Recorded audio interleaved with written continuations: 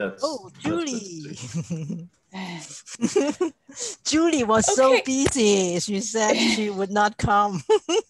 I'm so happy to see Julie. Yeah. This is wonderful, you guys. Let's get started. I'm aware that it's not as late in the day as we usually ask our Asian partners to join us, but still the end of the workday for them and early for many of the rest of us. So I want to respect your time and get started. But I'm so excited to see this group of people convene. I sort of part of my I just told Mei Yi I spent 3 summers in Hong Kong, 2017 to 2019, and chased by monkeys. Obviously, yeah, chased by monkeys on the gin drinkers line. You know where I lived? I had 2 times monkey came in my sitting room and stole my fruits there. Yeah. Oh no, those monkeys are big, and yeah, no, that doesn't sound great to me. So anyway, part of my heart is still there. When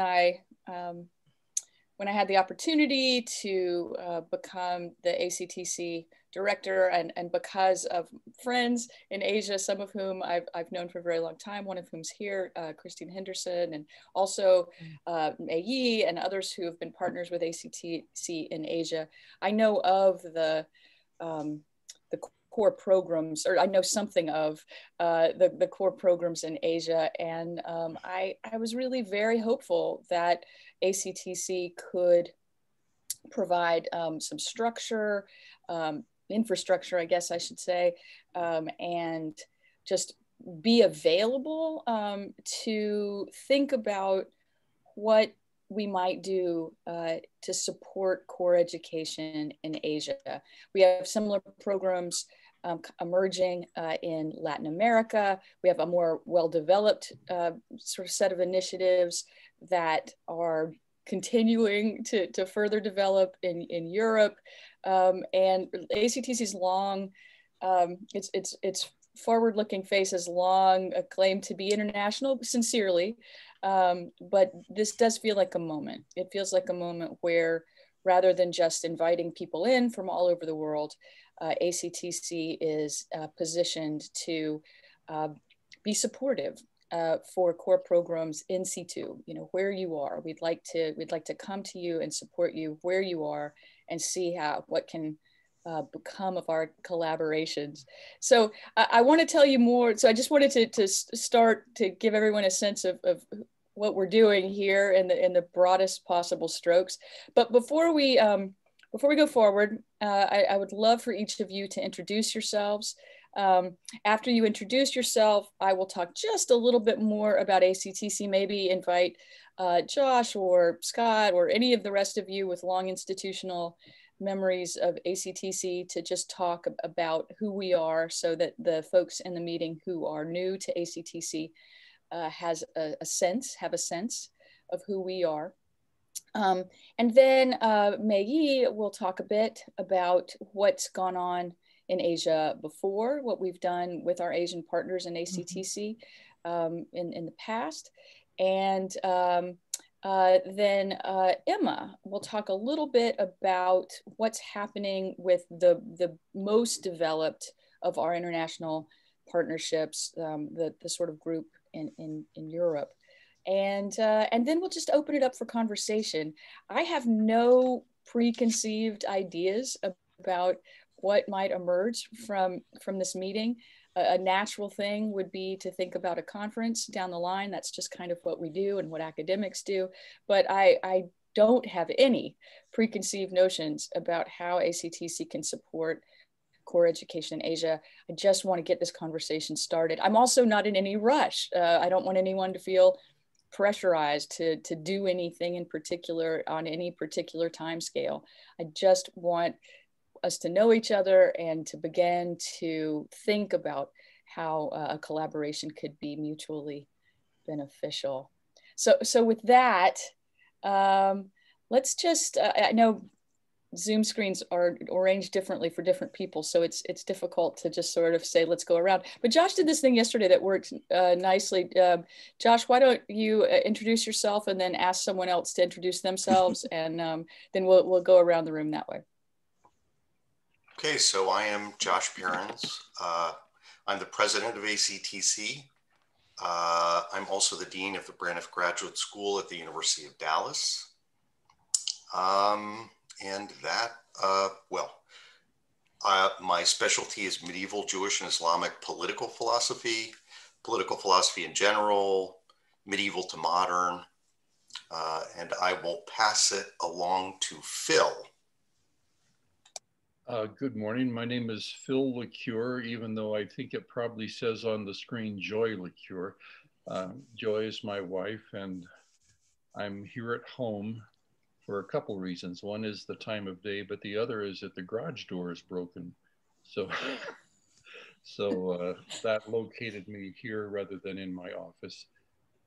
And I was a long time, still am in fact, a faculty member at St. John's College. Started there in 1972. And in the last few years, I have become involved in a publishing cooperative called Respondeo Books. And that is the outfit that brought to you Scott's book that we will be talking about in a couple days. Phil, would you like to pass it along to somebody? Oh, I'm sorry. I only had one cup of coffee, and I actually need two in order to function.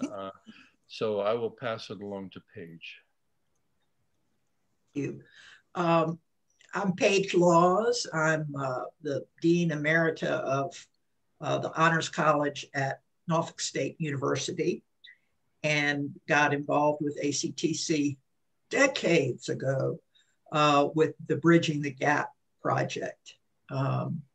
And that was quite a wonderful thing that Scott put together for us. I have been flirting, trying to get some kind of teaching opportunity in Asia for a while. I've never been to Asia. I hang my head in embarrassment over that. The flirting's been on my side more than the institutions, but I was talking with the folks at Yale NUS in Singapore. So I'd love to talk with Christine at some point, but then the pandemic came and you all know. So I'm very passionate about all the international efforts by ACTC. I did attend the conference. Where were we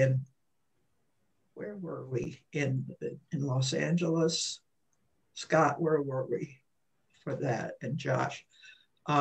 You're muted, Scott. Was it in Irvine? Global Asian. That was in Los Angeles. Yeah, that was.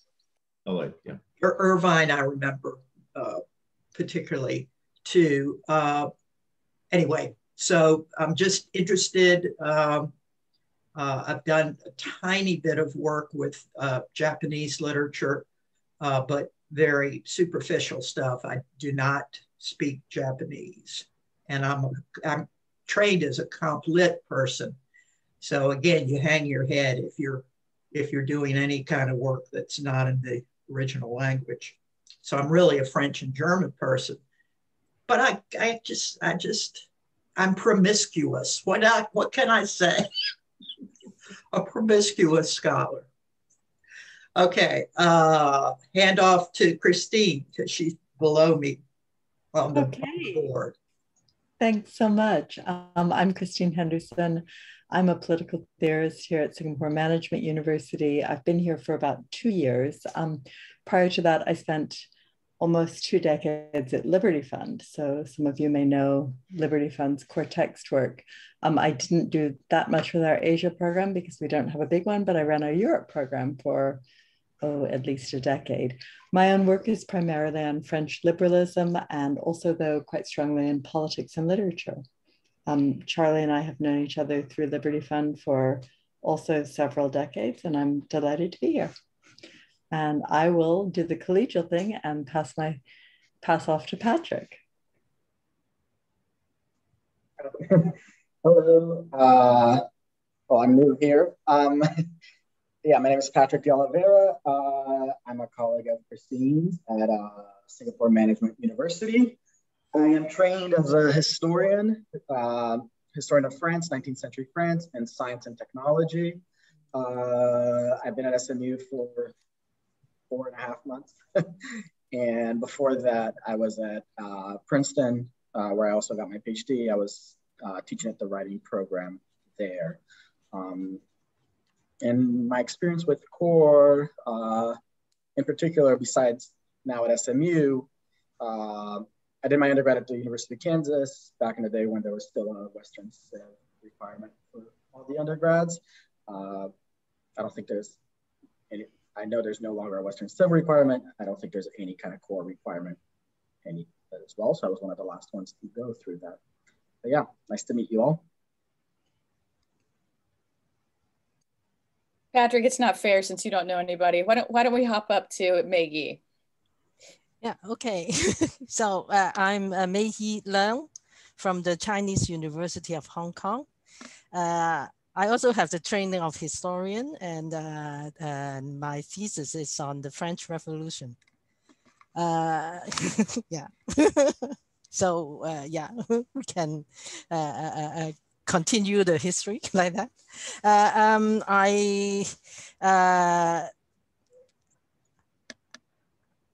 But the post I'm in now is more of administrator. I've been working in the Office of University General Education in Chinese University of Hong Kong since 1999. I was the associate director, and then from 2012 I became the director of University General Education. And I must say I'm very grateful to ACTC because thanks to Charlie to ask me to talk a little bit about our collaboration with ACTC, I find out that ACTC really is a great partner to CUHK and help us in curriculum development, faculty development, and assessment. Yeah, and now in CUHK we have a core text program.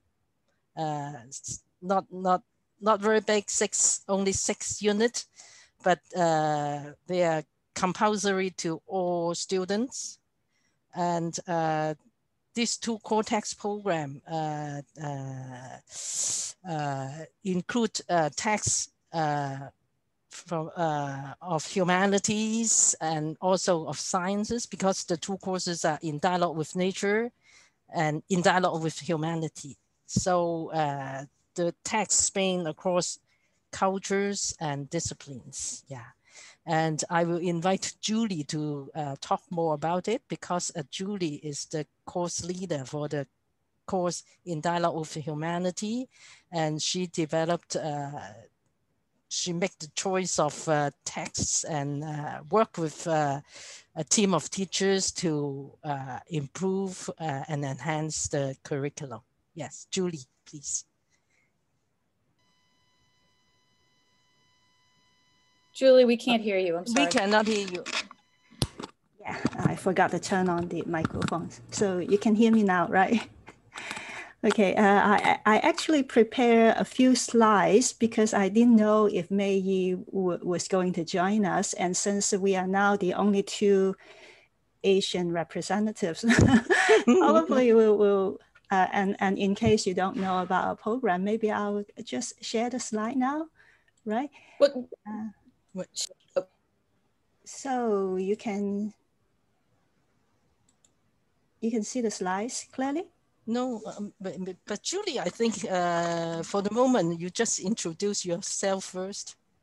And then later we Is it like that, Charlie? I don't know. Yes, and this is very informal, Maggie. So that was my plan. We introduced ourselves first, but I didn't want to interrupt Julie. But yes, Julie, that would probably be best if you would introduce yourself, and then you can hear a few more introductions, and then we'll go right back to you for this. Right. Because because just now May asked me to introduce the program. So sorry. It's okay. Actually, there are many familiar faces here, so probably I just need a quick introduction of myself. I joined the Office of University Gen Education of the Chinese University of Hong Kong since, in 2008. And I helped establish the core text program, which was fully launched in 2012. So counting on the fingers, I've been with the same program for, if we counted the years during which I developed program, is almost 13 years. And I used to be trained as a, I was trained in English literature, and then translation studies, and finally literary studies, and specializing in modern Chinese poetry. But as Mei said, we have been taking up a lot of administrative duties, and for me it's half-half. So I'm a teacher in Dialogue with Humanity, but on the side I also take care of the administrative duty, presently as the Associate Director of Gen Education. And so it's been a long time since I picked up my studies in modern Chinese poetry, and I really miss it. And over the last few months, since I was kind of taking time to look back at the history of Gen Ed development at Chinese U, I suddenly realized, or reminded myself, that we are a very unique establishment at Chinese U, because I remember, earlier on I was reading Scott Lee's paper about core text program, and then he projected this vision that core text program is a very good occasion for all the faculties, throughout the university to come together and develop something for the whole university. But for us, it's quite unique because the team of teachers involved in core text education at Chinese U, they are just totally dedicated to the core text program. Their affiliation is with the Office of Gen Education, but not with an academic department. And that's why over the years, it could be quite hard for some of us to find enough time for research on our own fields, because we belong totally to the Office of Gen Education, particularly for Mei and I having to take up a lot of administrative duty. But I guess, Mei and I both miss our academic studies a lot, and we're looking forward to picking them up again, right? Yeah, after retirement. And it will be soon. And that's why I was so appreciative, Scott, when you just casually tell me, what you can do. You can produce a pamphlet of, say, a collection of 15 poems in Chinese, and then explain in English, how the meter works, and that's just the love of my life, Yeah. So anyway, I hope I'll pick that up again. But having so said, I've been enjoying my role in promoting this core text education at Chinese U, and yeah. So that's all. I think. Let's see, Greg, why don't you jump in? You picked, Julie, you picked someone. It's okay. I've got it. I've got it, Julie. Greg, go ahead. Thanks. Good morning. I have to say, Phil, I'm jealous that you've had your first cup of coffee. It's still too early to turn on the machine. I'll wake my wife up. It's still only 4:30 in the morning. Wow. In California. So I'm Greg Camp, and I'm the Associate Dean of the School of Humanities, Religion, and Social Science at Fresno Pacific University. And my background is in Christian scriptures, but for the last 2 years, I've moved into administration. They reorganized some people's responsibilities and created a position that was almost like they designed it for me. So I am now also in charge of the Gen Ed program, the honors area, and basically whatever the provost tells me to do. I think I'm her hitman. So I have been with ACTC since the Notre Dame meeting in 2001, 2002. So have thoroughly enjoyed being part of this over the years. And my wife and I have had the privilege of traveling to Japan and China and Hong Kong in the past. And our oldest daughter has been also to Japan and Vietnam and Thailand. So we've had some limited family experience in that part of the world. But I have, in more recent years, been taking students to Greece and Turkey, and have found Turkey to be my new love and the place where we want to spend a great deal of time when we can get away. So I have the pleasure of teaching a course in the Graduate School of Education on values in school and society. And I glean anything that you will say today will end up in my class because I am always trying to broaden their horizons to what is going on around the world. So please divulge everything, hold nothing back. Mm-hmm. So I think Emma has not yet introduced herself. Thank you. It's great to see everyone, and it's very special to see people from across the world. I'm in Amsterdam right now, so for me it's the middle of the day. I teach political theory in the College of the University of Amsterdam, which is an honors college. We do not, unfortunately, have a clear core text program at AUC, but what's happening is that in reality, for example, right now I'm at the conference with 3 other colleagues. In reality, we use a lot of core text in many of our courses. So that's a good thing. I've been going to ACTC conferences, I think since 2014. So I think it's about 7 years. And I really enjoyed it, still enjoying it. And as of 2015, we started to organize a European conference as well. And there have now been 3, one in Amsterdam in 2015, one in Winchester, England in 2017, and then one in Pamplona, Spain in 2019. And so the idea is to have a biannual conference, although this year, because of Corona, we decided to postpone or delay the European conference. And we had a meeting about core text in Europe yesterday, and yeah, hopefully I can say a little bit more about that at a later stage. I pass on my turn to Wai Ming. Is that okay? You're muted, Wai Ming. Okay. I'm Wai Ming. I come from Hong Kong, from the Chinese University of Hong Kong. I'm a colleague from Julie and Mei Yi. We teach a core text in dialogue with humanity, and some of the other colleagues from the same university teach another core text in dialogue with nature. I think we attended ACTC's meeting several times already. It's great to come to join for a while to say hello to you. Thank you so much for coming.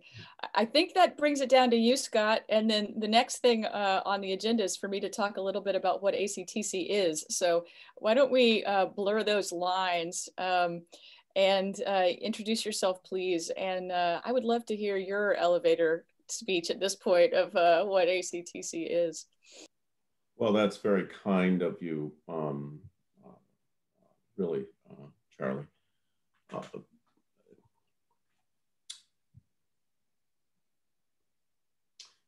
I'm actually having a hard time seeing two good friends here. All of you are good friends. You all know that.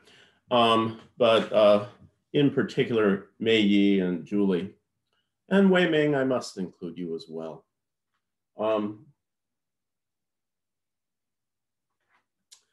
The courage with which these people have pursued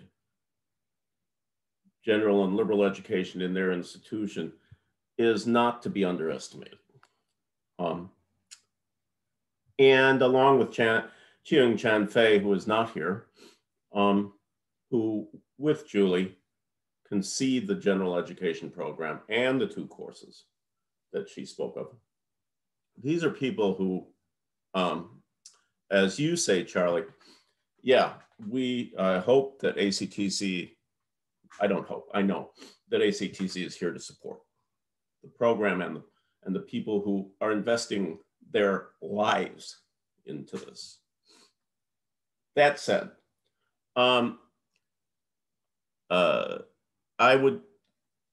think perhaps you should tell them that you're Scott Lee and that you're the founder of our association. Right. Well, I think most of the people here know who I am, so I just dispensed with that. But yeah, it's Scott Lee, co-founder and former executive director. And by the way, I do want to say something. I think this is very important. Having had the experience of co-founding and helping to build ACTC, I have to say that both Josh and Charlie have done just a stupendous job of carrying on ACTC. And I think all of you know this, but I think it's important to say you can have every confidence in the world that they are going to continue just exactly as their words and character have evidenced. So I hope you feel good about that out there. So that said, yes, ACTC has been invested in being an international organization from the outset. It was a Canadian and US organization to begin with. Some of my background in undergraduate work in particular, as well as Greg was mentioning familial work or familial education, the education that goes on at home as you brought up, certainly opened me up and made me want to make sure that ACTC was not just concerned with Western civilization, but with the civilizations around the world. So that did lead to contacts through Columbia's, unfortunately no longer extant, East Asian program, in particular, the late William DeBerry and I'll get to it in a minute.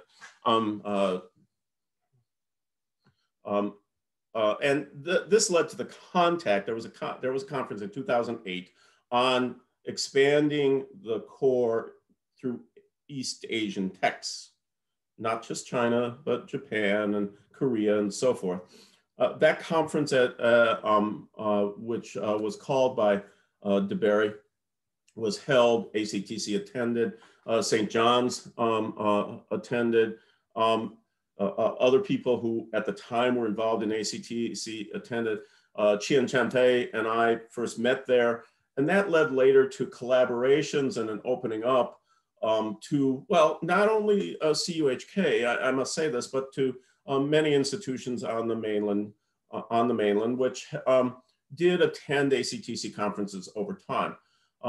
What we did do is we worked with simultaneously sometimes. We would work with people from AAC&U who happened to be asked to come to help develop the program at CUHK. I had several trips there for purposes of both curriculum and assessment and sort of next steps issues as well. We repeatedly invited, and Mei Yi and Julie and Wei Ming, among a number of others, came to ACTC conferences and presented, and this helped to shape discussions about what curricula were like in the Asian sphere. So I'll just, unless there are questions about, I should say one other thing, I guess, which has been mentioned already. There was, we worked with Mei Yi, a number of other people in ACTC, other institutions who should be named, but for the sake of time, we'll keep it limited, to build the general education and core text, What Shall Students Read conference that we held in LA, and which was widely attended, really from around the world. So in a way, I have to say that thanks to both the European initiative and this East Asian initiative, ACTC was able to realize over time its international aspirations. Thanks, Scott. So I'm Charlie Thomas, the Executive Director of ACTC and Professor of Philosophy at Mercer University, also the Director of the Great Books Program at Mercer. My research interests are mainly in ancient philosophy and literature, but I, like Paige, am intellectually promiscuous. And I have the great honor of working at an institution that supports that. So whereas it's important for me to have disciplinary focus, there's no one looks sidelong at me for following other interests, and that's been a real it's been a wonderful kind of context in which to continue to develop intellectually as an adult. And so this is I've told a couple of people actually, when I was putting together the panels for this conference, I had about 150 papers on basically 149 topics. And I had to put them into panels, which was remarkably tedious. And because our time frame was so tight, it was very pressurized. So it was either the most tedious job of my career, or it was the culmination of my entire education, or both. And I actually think both, because at ACTC, it is really exciting to see the broad range of interests that we have, the sort of intellectual courage people have to not feel like it's a choice between being a serious disciplinary scholar and at the same time kind of reaching out in interdisciplinary ways and thinking about new things and reading new books.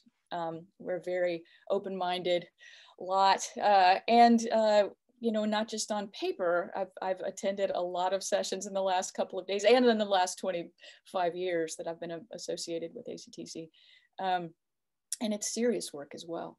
So my sort of love for ACTC has been renewed by this intense engagement with it in the last few months. I've only been the executive director since January 1, for those of you who are just new to what we're doing. But we're an international professional organization for people who teach core texts, and we define core texts very broadly: works of cultural significance and world classics. The first session of this conference was on Buddhism. So it's we don't just pay lip service to thinking broadly about what it means to have a core text. I think core texts are texts that define communities, whether that is a tradition that has a kind of long-standing place in people's minds or in historical contexts, or whether that's a book that grounds a community in a particular institution, and then can sustain can create topoi for community and conversation. And I think one of the things that has made I almost said Liberty Fund. I was looking at Christine. One of the things that's made ACTC as what it is openness to each other and to these ideas, and always coming back to the book, right?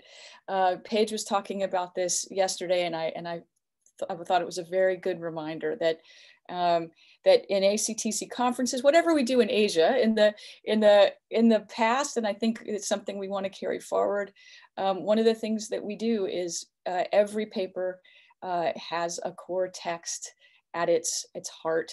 And so whatever we're talking about, whether we're talking about just ideas, whether we're talking about the history of ideas, whether we're talking about pedagogy or curriculum, we're always looking at books together. And often we're looking at marvelous books written by great minds. And that makes all the difference. And I think all of us sort of know that. We were founded, co-founded by Scott Lee in 1994, I believe. I came on the scene in 95 or 96, so was still very new at the time, and have grown, to have dozens of institutional members and thousands of people on our mailing list. And I'm excited to see how our work can intersect with, continue and intersect with Asian faculty and what can happen. So now I will, Josh, is there anything about ACTC that you would like me to add to my quick gloss? Okay, great. Scott, did I forget anything important? Okay, so why don't we go back to Maggie and Julie, and tell us a little bit about CUHK's what you guys do and your collaborations with ACTC, and then we'll move to Emma to talk about what's happening in Europe.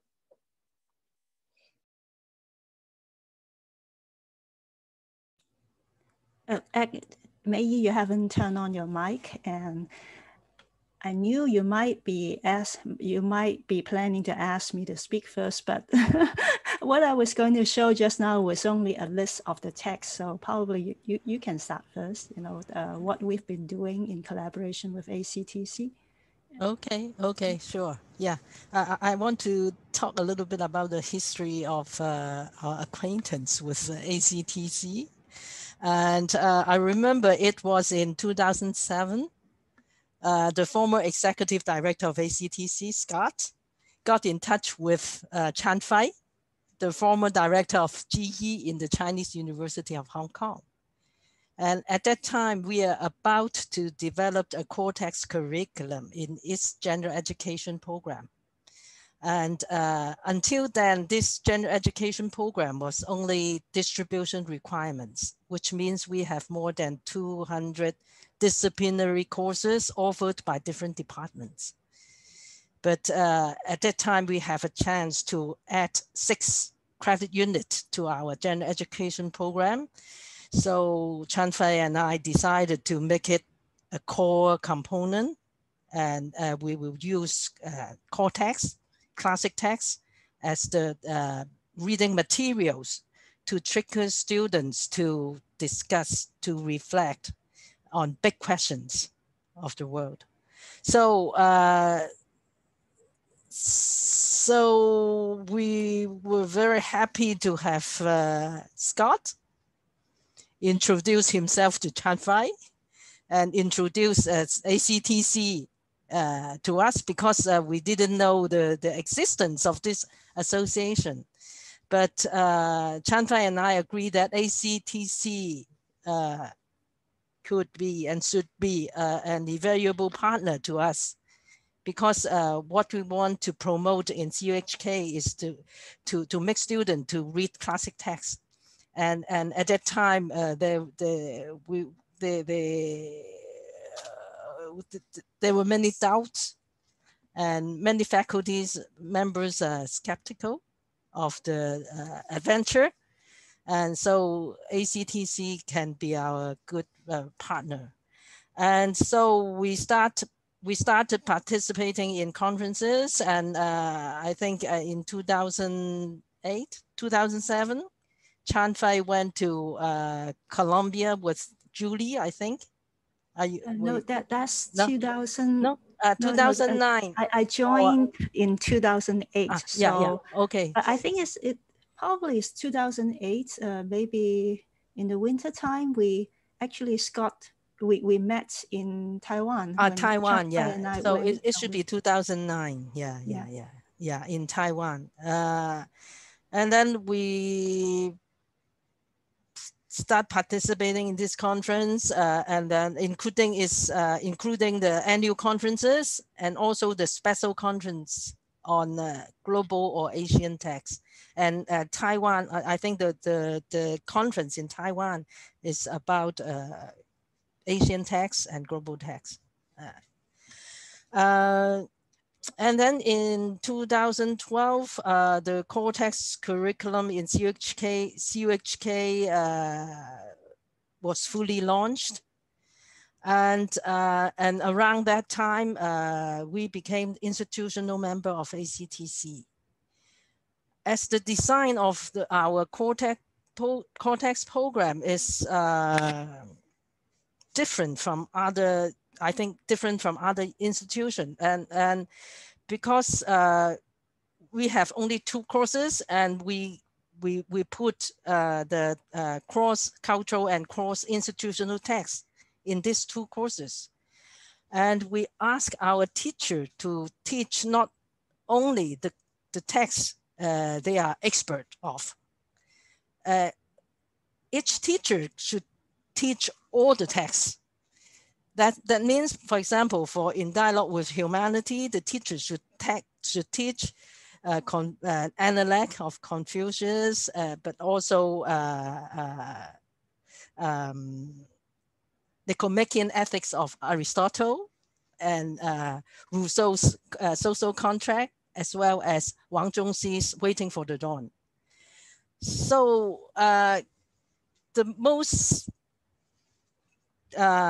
one of the most big challenge for us is faculty development. We have to train our teacher to go from one text to another. And so we have developed a sort of peer assistance system, because we have a team of teachers who comes from different discipline. And so we form a community and to teach each other to teach the students. But at the same time, we feel that our teachers should need more faculty development. And I think the summer seminar organized by ACTC is really of great help. In 2014, we sent 2 faculty members to join the 2-week summer reading seminar in Cortex. Julie is one of the faculty member who joined the 2014 seminar. And we have another faculty member, which is of training of political science. And then in 2019, again, we sent 2 lecturers to join the summer seminar, Rejuvenating and Reinventing the Liberal Arts. And the teachers, after this summer reading seminar, in fact, after both seminars, our teachers brought home new ideas and new texts.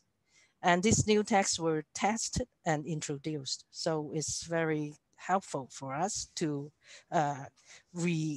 refresh and reinvent our syllabus. So we have also invited Scott and other ACTC members to Hong Kong to participate in conference on GE or Cortex, and at the same time to host some reading seminars for faculty development. For example, we have invited Grant Frank from St. John's to host faculty development seminars. And another time, we have also invited 2 faculty members from St. John to guide us to read Republic. Yeah. In 2018, CUHK co-sponsored a special topic conference organized by Liberal Arts Institute. Scott had mentioned it, has just mentioned it. This is on global general education and Asian text. So it's a reflection on how we can use Asian text in the Cortex program. we are also in debt to ACTC for reflection on the assessment of core text program, because ACTC take the initiative to launch the qualitative narrative assessment. And we are the second cohort to join this. And thanks to Julie to lead a team of our teachers, which we count 16, I think 16 members of lecturers, to work on this qualitative narrative assessment. And so, as I have just mentioned, so when I think about it, and when I review and revisit the collaboration with ACTC, I'm really grateful that ACTC helped us in the curriculum development, faculty development, and assessment of the core texts. And yeah, Julie and Wai Ming can supplement if you what I have recalled. Yeah. I think what you just said was very comprehensive, and I guess I would only add that we are really grateful towards Scott for coming to Hong Kong for 2 times, I think. And, you know, yeah. remember one time you were our keynote speaker. I can't remember if you were also our keynote speaker the second time, but I think we invited you. Yes, both times. Yeah. The first 2010. Probably. Anyway. 2009 or 2010, and the other one is 2015, I think. Yeah. So, yeah. Thank you so much. Did you want to share the slide that you had up before, Julie? Yeah. Those slides were simply a kind of a quick look at our syllabus. Let me see here. Okay. So instead of us going on and on reading aloud the list, probably we can just take a look at the slides. Oops, sorry. That's it. So that's the collection of texts for In Dialogue with Nature. It's just an excerpt from each of these works listed. I remember we got challenged when we were preparing to launch this program that, you know, there were scientists in our task force querying whether or not there are classics to speak of in science. But anyway, so these are the so-called classics that we selected into this course. Maybe we can say it's core text, it's not classic, not necessary. Right. Yeah. So basically, the texts in the first 2 sections were are to help students to get a general picture of what we have so far learned about the physical world and the world of life. And the last part is a reflection on the limitations of the scientific method. And that was the original syllabus for In Dialogue with Humanity.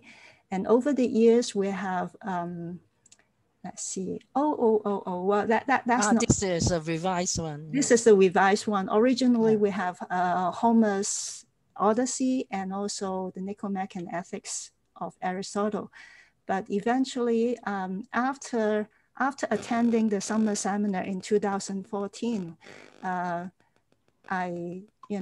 we've got the inspiration how to allow some flexibility for individual teachers while keeping the syllabus kind of a stable one, but allowing some flexibility for each teacher to bring in 1 or 2 texts that they particularly like. So we removed Homer, and we also took away Aristotle. So that's our present selection. And we also added On Liberty. Originally, it was not there, but then teacher can have a choice between the social contract and views on liberty. Right. So that's it. I was just going to. No, that's great. Thank you. Scott, do you have a quick question before we move on to Emma?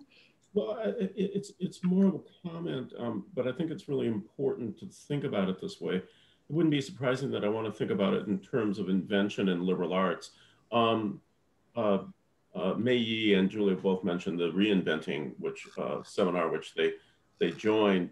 And one of the unique things I think that a lot of our own institutions in the United States in particular can learn from, possibly European institutions, is that TUHK in particular, and perhaps more broadly, many Asian institutions have no long extended history of programs, going back 20, 30, 50 years, that kind of thing. And in that sense, they're able to bring together texts from the East and West in ways that simply are extremely difficult for US institutions, which are bound by these traditions. So this is really a case of invention and imagination going into the future about a dialogue that never happened historically, but can happen now. And it's really an important aspect of the liberal arts nature of ACTC, not just the core text, but the liberal arts nature of ACTC, because you've got to be able to negotiate some way, shape, or form, not just simply texts in one civilization's traditions, and not simply across disciplines, but across civilizations. That's all I wanted to say. Yeah, thank you. Yeah, we have a lot to learn from the Asian core programs. It's just absolutely 100% true. Emma, would you talk just a bit about what's happening in Europe? I just think it's this is the ACTC International Initiative that's the farthest along, and I am aware of our time. We've been together almost an hour, and I do want to make sure that we have time for just open conversation and thinking about the future. But this context is important. We need to know who each other are. We need to understand what's been done in the past in order to think clearly and productively about the future. And the European program is in an exciting moment, I think. So Emma, could you just talk a little bit about that before we open up the floor? Sure. Yep. And I think you're right. So basically, we started out in 2015 with the first European conference. And in a way that was sort of, how do you say this, spontaneous, that came about spontaneously. I mean, several of us Europeans met each other at a previous conference in the United States, and we got along, and we were all of one mind that, something should happen in Europe. And at the time also still actually my college was quite supportive, and they proposed to mainly host a conference together with ACTC in 2015. And since that was a success, we've decided that we should continue doing that, organizing a European conference. And but I have to say, right now we've gotten to the point that the little group of European people has a specific name. It's called ELI, European Liberal Arts Initiative. Although that also, I have to be honest, also came about quite spontaneously during a discussion in Pamplona a year and a half ago. But I think what is interesting and exciting right now, that we have a sense, and that also came across in our meeting yesterday, that in Europe, the time has kind of come to take the next step, in the sense that we would very much like to continue with the European conferences, which actually have been attracting people from all over the world, especially also America, but it is quite international, but it's easier, of course, for Europeans to attend it. But, and the attendance has been good, even up to 150 people in Pamplona. But there's a sense that we are not really reaching out to European institutions who could join the network come to the conferences, perhaps in the future also provide a conference venue. And that's also in part because things have been developing quite spontaneously and organically. So far also we've done very little in terms of outreach, in terms of building that network. And I think that's where we are now. And of course, there will be many conversations in the time to come. But what we're hoping is, I say this tentatively, but what we're hoping is that basically we stay part of ACTC, as ACTC will be acting as a kind of umbrella to ELI, if you want to call it that, or that will work itself out. But the sense is that it's helpful to have sort of a home base also in Europe, especially for organizational purposes. It's just, across the Atlantic makes things more difficult. Mm-hmm. And what I'm hoping is that my own college in Amsterdam would be willing, and my sense is that they will, but would be willing to provide such a home base. And it was very helpful to have Scott at our meeting yesterday, because he kind of let us know that in a way, if I understand things correctly, that's also how back in the days, ACTC also at some point acquired a home base at the University of Dallas. And hopefully that can help provide a better, stronger foundation for this kind of outreach work. And then in terms of outreach, we're hoping to get in touch with, there are many universities, liberal arts initiatives, especially in England, also in the Netherlands, a little less in other countries, but then other countries tend to have larger universities, usually research universities, where there may be always people, faculty members who actually teach core text, or sometimes there's a core program even. So we're hoping to do that, and then also hoping to get a bit more activity going in between the conferences to help strengthen that network.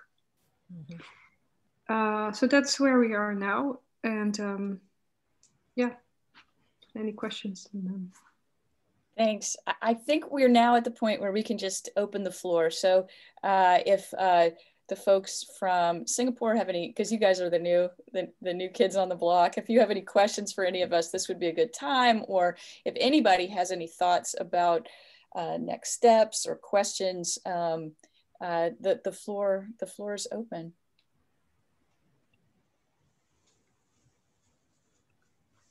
I wanted to say one more point, because also yesterday in other panels, some people have said, okay, why haven't you actually contacted the Rhodes Foundation, for example, in Oxford? And these are all things that we have not thought of so far. So if anyone over time thinks, okay, Emma or my colleague Jose should contact so-and-so at this university in Europe, please feel free to send me an email, because in that way, it's much easier to build a network if a network is already helping us. So. Paige, you're muted, Paige. There we go. Got it. I was just going to add to what Emma said, that with the outreach and networking, I had proposed that they do kind of a strange and counterintuitive move where you try to make common cause with groups that are kind of at the other end of the spectrum, doing stuff more in the way of cultural studies, multi-ethnic studies, that kind of thing, because it can be enriching. I really think so. And I think in general for ACTC to kind of look left, so to speak, look to the left and think about Cortex. The Black British film, for instance, has become very important in the world. Just so many exciting works and organizations that are promoting ethnic literatures. It's it does seem like, you know, that's just crazy, but I don't think it is. And I think some of the same people, I think there are a lot of people like me who are just as happy to write about film and contemporary theater as to write about Plato. Doesn't mean we all do it well, and I don't do it that well either. But I think there are many people who swing both ways in that sense. Mm-hmm. So that was just another thought, which I always feel obliged to add wherever I am. Thank you, Paige. I do feel like we may have skipped a step. And I wonder if either Christine or Patrick would be willing just to tell us a little bit about SMU's core program. Mm-hmm. So we all have a sense of what you guys do as we think about moving forward with you. Sure, I'm happy to. Patrick, I can't see you. So if you want to jump in, you're welcome to, but otherwise, no, I see you muted there, just laying back. SMU's core curriculum was launched about 2.5 years, well, fully launched 2 years ago. It is not a great books program, so we should be clear about that. It's a merging of a couple of different things, meaning an old school sort of core curriculum that has numeracy and things like that, to which the, numeracy and all of those things, to which a newer part has been added, centered around programs like Big Questions, different pillars to it. One is Big Questions program that every freshman student takes. It's designed to be some sort of an exploration of some perennial question. It rotates every 4 years: happiness and suffering, global and local, wealth and poverty, and war and peace. To date, we've done 2 of those. They have not been as core texty as I think we would like them to be, though they'll never be exclusively core text. Singapore Management University does not have a liberal arts program. We all live, most of us live in the School of Social Sciences, whether we're historians, political theorists, a couple of joint appointments in law and also in economics. We are, however, trying to find ways to bring our own fledgling program into contact with core text to a greater degree than has thus far been the case. We're not the liberal arts institution in Singapore that's Yale NUS, but liberal arts is a bit of a dodgy term in Singapore anyway. So we're happy to be a core program. I don't know, we're broadly speaking a fairly young faculty, and all of our programming is multidisciplinary. One challenge that we have is how best to be able to reach backwards across time and space and different traditions, but also how to assist our faculty in feeling more comfortable teaching some of those texts. We have a kind of common syllabus, but it's not in BQ, which is where I am teaching one of the courses in Big Questions. We have a common syllabus, but each of us customizes it to up to the tune of about 50%. And so I think that since we have fairly junior faculty, one who are not themselves the product of liberal arts educations, providing support for them or helping us think better about how to support them even internally in order to keep those components as part of the 50%. Because when our program was set up, it was definitely with an intention of giving something of that liberal arts inflection. Patrick, who could say more about, he teaches more over in the technology and science, technology and society side of things, but since he is a specialist in 19th century French aviation, and he and I have a great deal of overlap in French history and political thought, I think the same thing is true there. We're all committed to giving a multidisciplinary classroom experience. And thus far, my experience has been that our students, I just had a bunch of, what's one thing that will stick with you from this course? And in Global and Local, which I framed around cosmopolitanism, they loved, the Credo, Mill, Smith, and Anthony Appia. So, it's been interesting to see in these kids who are not even primarily in social science, but who come into this school, some of them with backgrounds in history and in the liberal arts, but there are a number of them who are I would say reasonably hungry for these sorts of things. Of course, there are also a huge number who have to take it because it's a mandatory course. So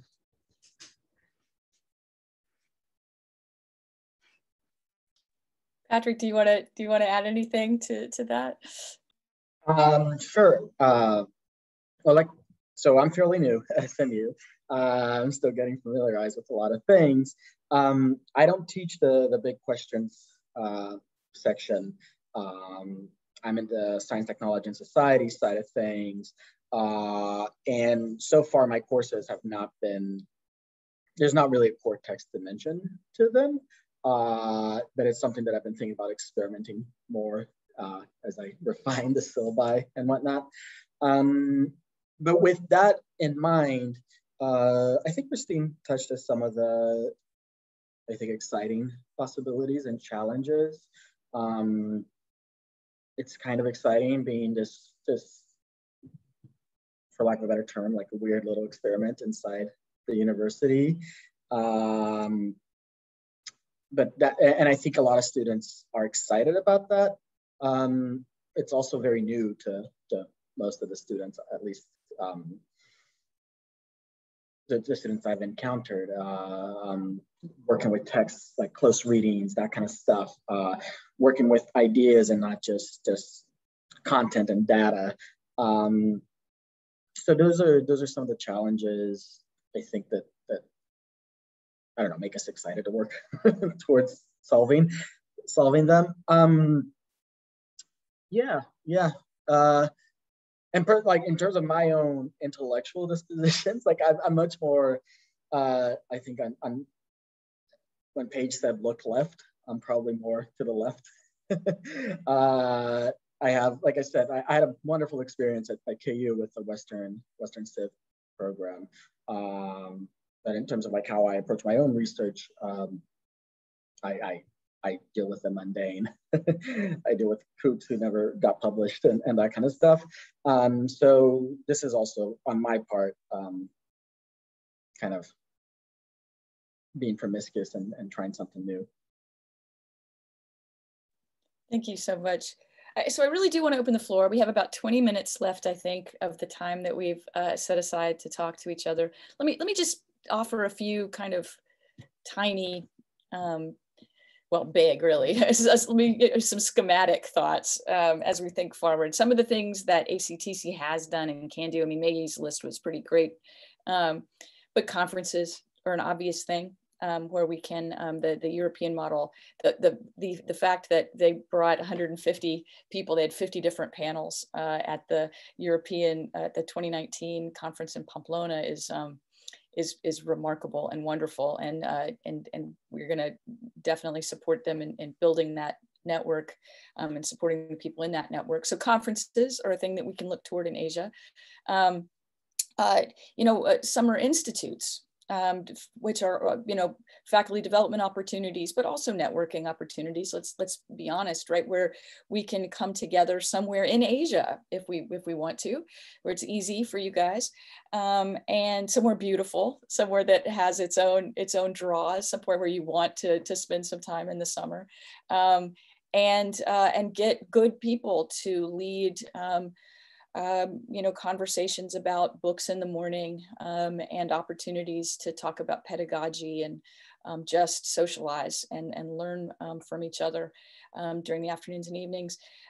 So summer institutes are a thing that ACTC's done and that we could do, we could help you do in Asia. We can do some online things. We're still not out of this pandemic. We ran an online, not exactly a lecture series. ACTC does some of that, but that's not really our strength. We called it Core Conversations, where we had 8 different people come and do a short recorded talk, and then follow that up with a live Zoom conversation. We did that 8 times this year. We could do some of that. We can work with your students. We just ran a student conference that we've been doing a student conference in North America every other year for a long time.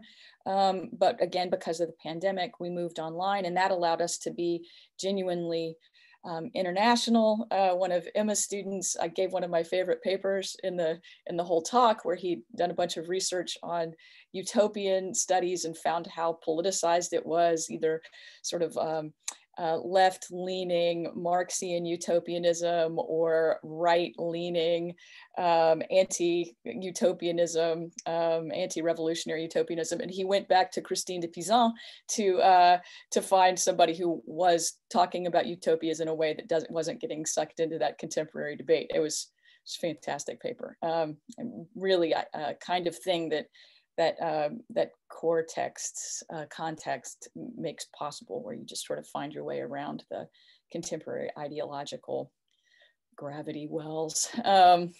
So there are, and then there are other things we can do too, but these are some of the obvious ones. Oh, and sort of networking infrastructure. I mean, one of the things that we're going to help with in Europe is figuring out the best way to help these people who come together for a conference have more robust connections to each other, whether that means developing sort of website presences that we promote that give people a place to go, a common tapas, or whether we do some other things, but just finding ways to, if somebody shows up to a conference or shows up for a lecture, that we can keep track of that and reach out and develop those relationships with people who want to talk more about what they're doing and who share common interests. And so we can help support those efforts in Asia too. So yeah, so these are conferences, some are institutes, online opportunities, sort of infrastructure kind of things. These are things that we're practiced in and would be happy to pursue in collaboration with you guys. Any thoughts?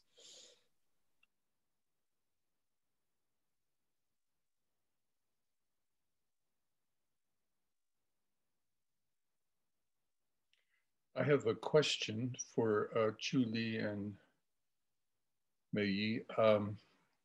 Based on a very slender experience, I'm just finishing my first year of a classical Chinese class, and in that class there are 2 students who are native Chinese speakers, and I'm very surprised about how difficult classical Chinese is for them. And I wanted to ask you both about the language dynamic of studying, say, Confucius or Xuanzu, for just in terms of the language difficulty. Is that a serious issue or a difficult issue for you, or is that something that's endemic just to this little class I happen to be in? Yeah, Judy. No, I think probably Wai Ming will be in a better position to address that question, right? Although we all have taught those 2 classics that you just named, but Wai Ming, you've got something to say, and then Mei Yi and I can add to what you say.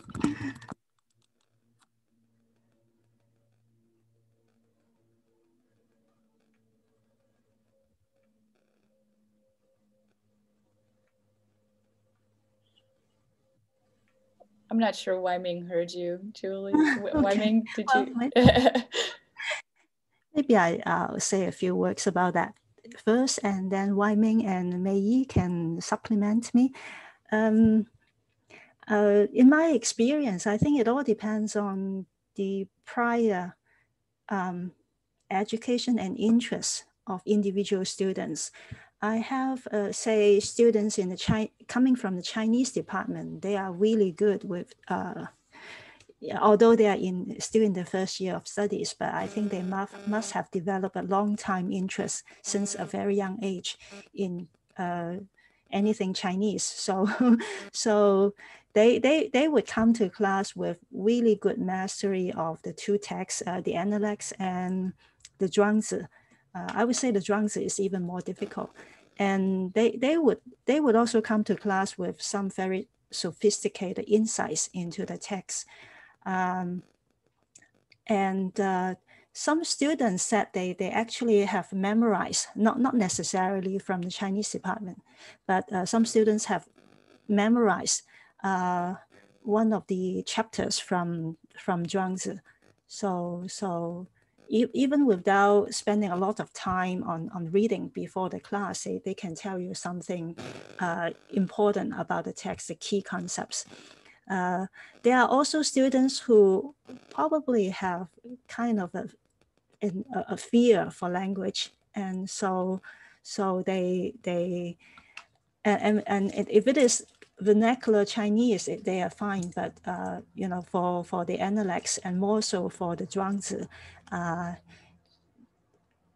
you know, for an average Chinese speaker, you can't even pronounce many of the characters in the text, not to say understand them. And then even if certain characters seem quite transparent to us, you know, we see those characters in everyday usage, but they're being present in a classical text means that there may be layers of interpretation. They might have it, they might mean something really different, and then they might be subject to 2 or 3 or 4 interpretations. And so even if a particular saying from Confucius seems very transparent in meaning to a modern speaker of Chinese, we might actually get it very wrong just to make the literal reading of that saying. And then another obstacle is that students, you know, being from a Chinese culture, although, you know, in Hong Kong, we would say that it's kind of a hybrid of, you know, many different cultures in our, I mean, we acquire different values through the process of socialization without realizing that. But still, there is quite a large proportion of Chinese culture in our upbringing. So that sometimes can be an obstacle, because students would come to our class in university with some kind of preconceptions about Confucius and the Zhuangzi. And some of these preconceptions are not really that accurate. So for them, you know, first of all, they have to unlearn what they have learned over the years before they really get into the text. So that's my take on it. And, if Mei Yi or Wai Ming have anything else to say about it, please jump in. So Zhuangzi and Analects, I think that the students of Hong Kong, when they come from the traditional education system, they learn some Analects and Zhuangzi for the public examination. They have some basic ideas of them, but many, I would say, quite stereotyped.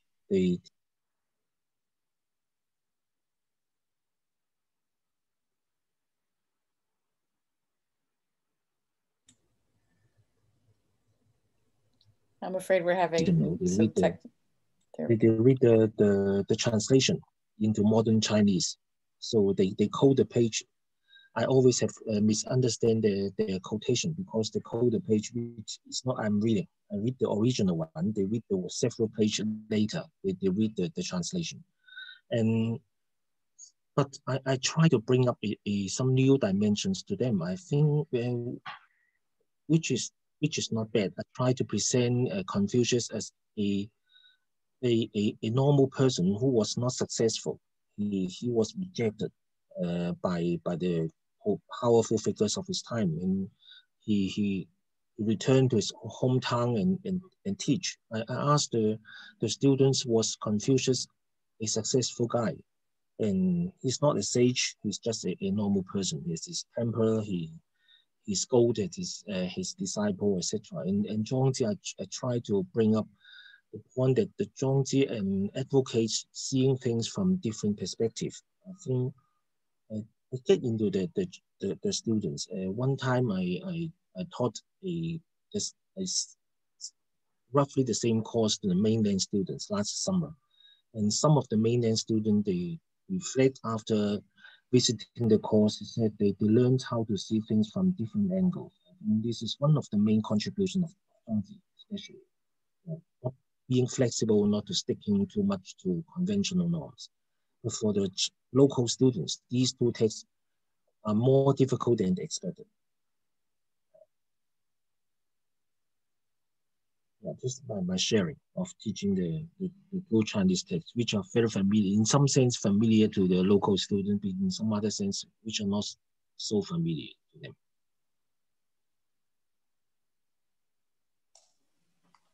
Scott? Oh, go ahead. Go ahead, Scott. So Scott and Josh, you guys can arm wrestle, but Scott, you're muted. Ta-da. Okay, so I guess I have a question for, I'll begin with Mei Yi and Julie and Wei Ming, go to Christine and to Charlie. We all know that the political situation has changed dynamically in the last few years. Can you think of institutions and individuals, not only in Hong Kong, possibly in the mainland, down the Malay Peninsula and so forth, who might be interested in helping to shape a network of like-minded institutions having an interest in core texts, having an interest in parallels to the liberal arts or the liberal arts themselves for the future. I think that that's maybe a first step that this group could take to begin to see what the future might look like. Thanks, Scott. And let's not forget India too, and South Asia. There's liberal arts programs there that I hope we'll reach out to as well. But yeah, I'm interested, very interested in hearing about folks have ideas about that. Yeah, Scott took the words out of my mouth. That was exactly. You know, we can, yeah. The main thing is to raise this question. If we have thoughts right now, I'd love to hear them. But the more important thing is that we follow up and begin to build this this list of contacts that we can ask to join and form a network with us. Yeah. To be frank, my answer is I don't know. Because, but I think it's still worth trying. Because as you know, there is much tension between Chinese and the US now. And I don't know, many connections can be very sensitive to the government, to the authority like that. But still, I think we are academics, and we try to make connection to have exchange on ideas and like that. So I don't think we are now at a point that we have to cut all the connection with the United States or with European partners like that. So I think we can try, and I still think we can organize something, a conference or some institute, something like that. But the problem for CUHK now is not only the political environment.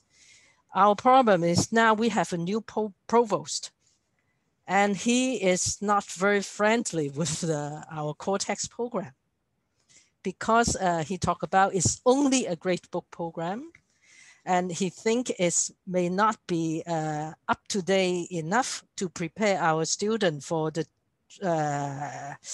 skills they will need in the 21st century, etc. So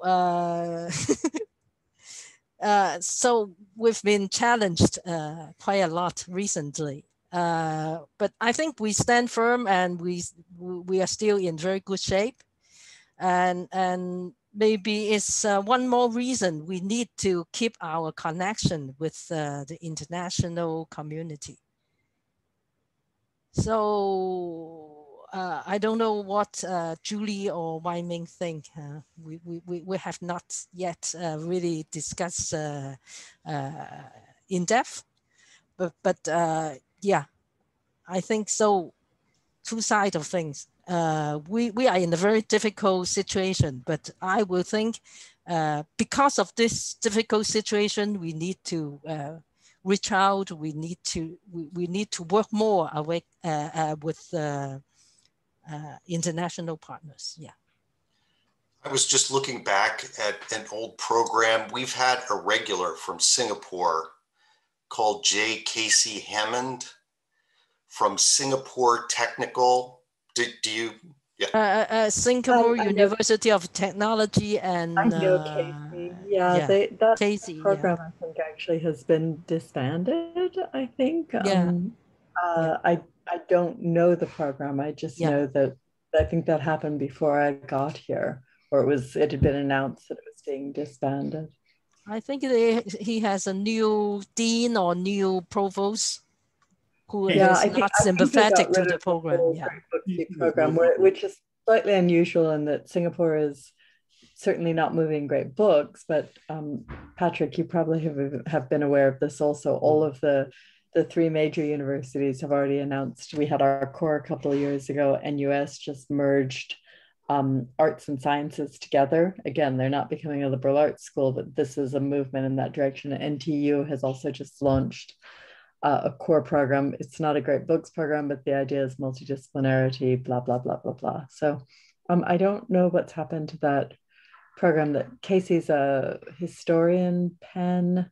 I can't remember what. I think he left Singapore already. Did he leave Singapore? Yeah, he left Singapore. Now he's in the States. He wrote to me sometimes earlier. The program in Singapore at his former university has terminated because the MIT withdrew from the program. Exactly. Yeah. His contract was terminated and he got no new contract. That's why he left Singapore already. I hate to do this, but I have to run a plenary session in 15 minutes, which in 15 minutes is about as much time as it takes to get these things set up. So I want to thank everybody for coming today. This is just, I hope, the beginning of conversations and beginning of developing, in whatever direction we want to develop. I wanted to break the ice, have an opportunity for you all to meet each other and to learn the lay of the land, and then we'll just see where we go from there. But I just want also everyone to know that I'm here and ACTC is here, and whatever we can do to support the work that you're doing, we want to do that. And ACTC is not simply a great books organization. Lots of our programs, Emma talked about, they don't even have a core program. These are folks that are interested in the kind of work that we do and have found fellow travelers among our membership. And that's how we'd like to define it. We're not looking for any particular earmarks of any particular programs. We just want to make ourselves available to you. So with that, I need to, I see one of my plenary speakers has just showed up because we're going to use the same Zoom room for that meeting. So I need to end this meeting, and please reach out to me. I will certainly be reaching out to you. Thank you. Oh, thank you, Charlie. Thank you. Thanks, Charlie. Thank Bye. you so much. Bye. Bye. Thank you.